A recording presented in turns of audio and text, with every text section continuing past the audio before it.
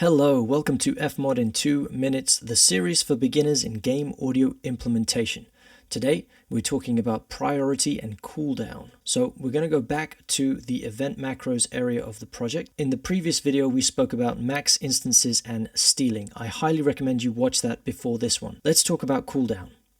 Cooldown is the time delayed between each instance of a sound. So think of it as delaying the next instance so that the previous one doesn't get overlapped. This could be useful for something like a UI sound where the player is picking up several objects at once and we don't want all of the instances to play. In which case I could set a reasonable cooldown of, say 220 milliseconds, meaning that there is a short delay between each one, fewer instances will play, and it'll just make the game sound a lot cleaner. This can go all the way up to 60 seconds, so lots of flexibility for whatever you're using it for. Now, the other feature is called priority. In any game engine, there is a max voice count, meaning there is a max number of sound effects that can play at any one given time. If this exceeds the number in the game engine, Fmod will randomly pick sounds to stop playing. This becomes a problem when certain sounds are more important than others, one being the background music, for instance. If this was a music track, I would probably set this to the highest priority, meaning in the eventuality that the voice count is exceeded, Fmod will pick lower priority